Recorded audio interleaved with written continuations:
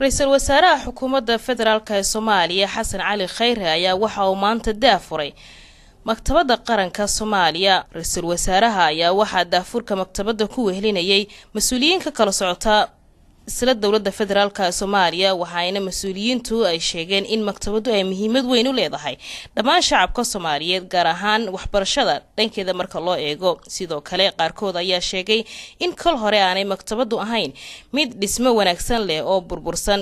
Ra'iisul Wasaarahana uu ballan qaaday in uu dib u habeyn ku sameyn doono, balse uu maanta ka soo baxay ballankii hore u qaaday. طبعا anaga fursad weyn bay noo tahay maanta in Ra'iisul Wasaaraha uu yimaado furitaanka Ra'iisul Wasaaraha imaashiisa 6 bilood baan sugaynay.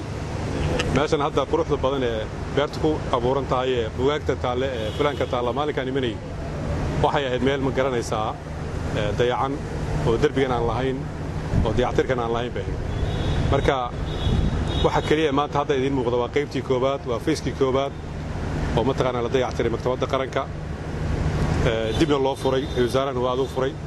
طبعا maktabad qaran marka laga hadlayo waxa weyn ahmiyadda ay u leedahay mujtamaca Soomaaliyeed waxa lagu tilmaamaa waa kaydka xasuusta dalka, waa meesha lagu kaydiyo xasuusta dalka, waa meesha qofka marka uu yimaado ama dalka ka yimaado ama dibadda ka yimaadee marka uu rabo Soomaaliya in wax ka ogaado, waa meesha kaliya ee uu imanayo wax ka ogaanayo weey.